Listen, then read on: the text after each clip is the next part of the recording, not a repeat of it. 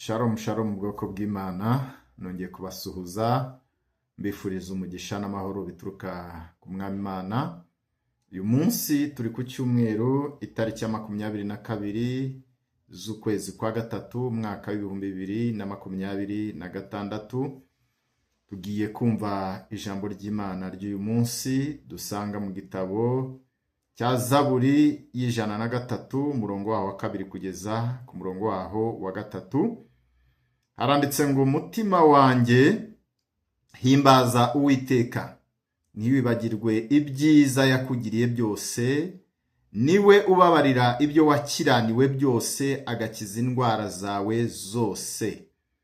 Iyi ni Zaburi ya Dawidi, kandi aha turabona Dawidi arimo aganira n'umutima we. Nta wundi muntu hano Dawidi yarimo aganira nawe, ahubwo yari yibutse imirimo ya kera, yibutse iby'Imana yakoreye ubuzima bwe, yibutse urugendo rw'ubuzima yanyuzemo n'ibihe bitandukanye yagiye anyuramo, abona ineza y'Imana, yongera gushima Imana. Icyambere ahangaha umuntu wa mbere Dawidi avugana nawe ni umuntu Imana yakora ibitangaza akaba ariko ashobora kuba yaribagiwe.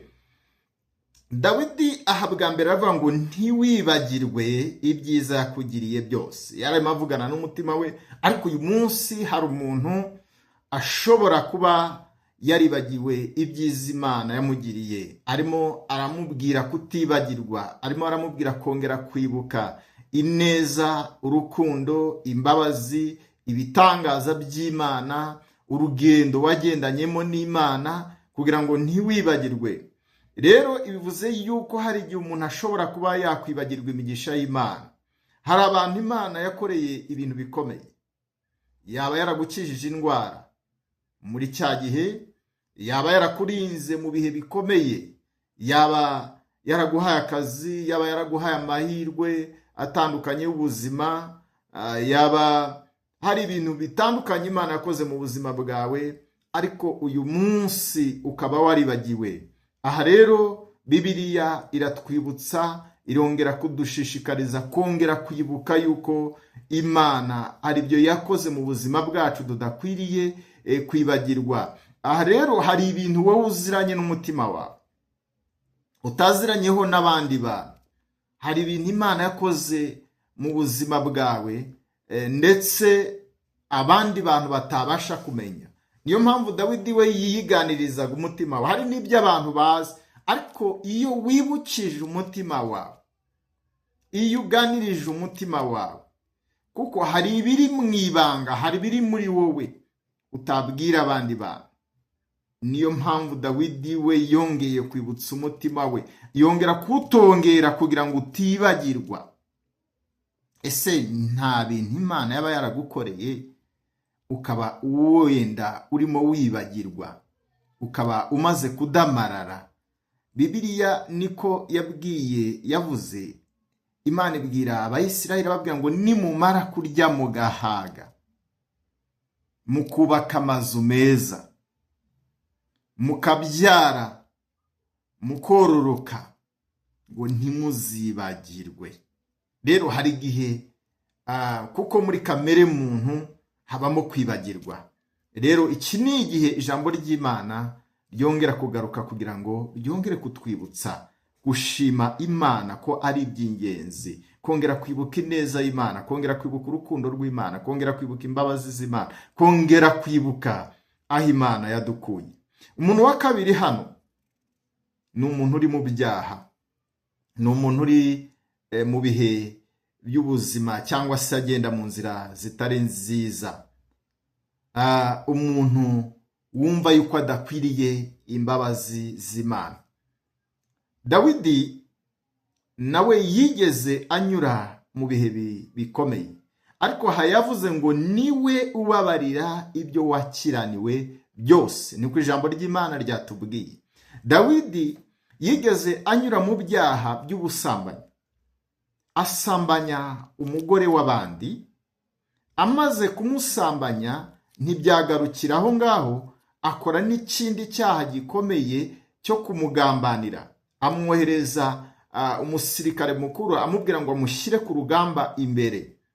Ntibyarangirira aho ngaho, aranamwica kuko yamubwiye ngo umushyire imbere bamwice. Rero yakoze ibyaha tubona yuko ari ibyaha twita yuko cyangwa se bigaragara nk'ibiremereye, bya bindi uvuga uti nange nakoze ibyaha biremereye Imana itabasha kumbabarira. Ariko ibyo byose nubwo Dawidi yabikoze ntabwo yahagarariye aho ngaho. Yaragiye yongera yikubita imbere y'Imana, abwira Imana ngo Mana, nakoze ibyaha bikomeye, narasambanye, naragambanye, narishe, none nikubise imbere yawe umbabarire. Ibyo Imana yarabyumvishe iramubabarira. Rero niho yavuze ngo niwe ubabarira ibyo wakiraniwe byose. Ntabwo ari kimwe, si bibiri, si byinshi, ahubwo byose. Rero ahangaha bigaragaza yuko nta hantu kure cyangwa se nta cyaha, nta buremere bw'icyaha burusha Imana cyangwa se burusha imbabazi z'Imana. Imana yiteguye kukubabarira, Imana yiteguye kukugirira neza, wowe wumva yuko uri mu bihe cyangwa se wakoze ibyaha bikomeye. Ariko mu gihe wemera guca bugufi ukongera kugarukira Imana, Imana yiteguye kukubabarira. We wumva yuko wagiye kure, ongera kugaruka kuko Uwiteka aragutegereje. Yesu ateze amaboko kugira ngo yongere kukugirira imbabazi niba witeguye gusaba imbabazi. Umuntu wa gatatu ahangaha tubona ni umuntu uri mu bihe by'uburwayi. Ni umuntu urwaye. Ariko iyo tuvuze uburwayi, abantu kenshi dukunze guhita twumva indwara z'umubiri, nka kanseri, indwara za diyabete, indwara z'umutima, indwara z'umugongo, indwara zitandukanye nk'izo zigaragara. Ariko twibuke yuko hariho n'izindi ndwara zikomeye kandi abantu kenshi badatekereza ko ari indwara ziremereye. Dawidi yanyuze mu bihe bikomeye. Aha yavuze ngo agakiza indwara zawe zose. Nta burwayi bukomeye Imana idakiza. Dawidi rero yari yanyuze mu burwayi. Uburwayi yanyuzemo ni uburwayi bw'agahinda gakabije. Kubera iki? Dawidi yanyuze mu gutotezwa cyane. Sawuli aramuhiga ashaka kumwica. Dawidi anyura mu bihe bitandukanye by'ubuhunzi. Agira igihe cyo guhunga, arimo ahunga Dawidi ashaka kumwica. Dawidi yanyuze mu bihe by'ubwoba, no guhangayika bikomeye. Dawidi yagize ibihe byo gukomereka mu mutima. Rero birashoboka yuko ushobora kuba uri mu bihe byo guhangayika. Birashoboka yuko uri mu bihe by'ubwoba. Birashoboka yuko wagiye unyura mu bihe by'ibikomere byo mu mutima bitewe n'ibihe wanyuzemo. Ariko izi ni indwara zose Imana ikiza, kuko Dawidi yaravuze ngo niwe ubabarira ibyo wakira, agakiza indwara zose. Ushobora rero kuba urwaye imwe muri izi ndwara, kandi ni n'indwara zikomeye abantu kenshi badakunze kumenya.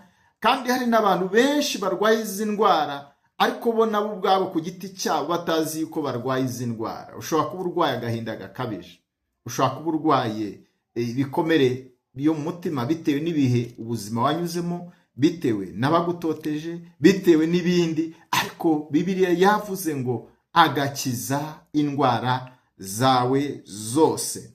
Birashoboka yuko unarwaye n'indwara mu buryo bufatika, ya kanseri, ya diyabete, umutima, umugongo, indwara zindi zo zitandukanye. Ariko ijambo ry'Imana ryatubwiye ngo agakiza indwara zawe zose. Ntabwo ari indwara imwe, ntabwo ari indwara ebyiri, si indwara nyinshi, ahubwo yavuze ngo agakiza indwara zawe zose. Niyo mpamvu uyu munsi wowe waje imbere y'Imana, Imana nta ndwara n'imwe ifite uburemere imbere y'Imana. Imana ibasha kugukiza ku gahinda ko mu mutima nuyemerera ukayibwira ngo Mana, ko wavuze ngo ukize indwara zacu zose, nanjye nzanye iyi ndwara, ndaremerewe mu mutima, nanjye nzanye iyi ndwara, ndwaye indwara yo mu maraso, ndwaye indwara yo mu magufa, ndwaye indwara yo mu buhumekero, indwara iyo ari yo yose uyizane imbere y'Imana kugira ngo Imana ikugirire neza, kugira ngo Imana igukize, kugira ngo Imana igutabare. Rero nk'uko twabibonye muri iyi zaburi, iradushishikariza kongera kwibuka no gushima Imana. Ibuka wongere ushime. Kandi icya kabiri iratubwira gusubira ku Mana, kuko ari yitubabarira, kuko Imana iracyagutegereje. Icya gatatu ni Imana ikiza indwara. Tugiye gusengana isengesho rito muri uyu mwanya. Vuga ngo Mwami Yesu, nje imbere yawe uyu munsi, ndongeye kwibutsa umutima wanjye ibyiza byose wangiriye. Mutima wanjye ntiwibagirwe, ibuka ineza y'Imana. Kandi Data wera, ngusabye imbabazi aho nakosheje ibyaha byanjye byose. Ndazi neza ko ari wowe ubabarira ibyaha, nanjye nje imbere yawe kugira ngo umbabarire. Ongera ubwire Imana ngo Mana, nzi yuko ari wowe udukiza. Mu mibyimba yawe Yesu twakize indwara. Nanjye uyu munsi ndaje ngo unkize, unkirize uyu mutima, unkize aka gahinda, unkize uku kwiheba, unkize ubu bwoba, unkize indwara z'umubiri kubw'imbaraga z'amaraso Yesu Kristo. Mwami urakoze kuko tugiriye neza kandi dukijije. Ni mu izina rya Yesu Kristo dusenze, amen. Imana ibagire neza, ibahe umugisha. Shalom.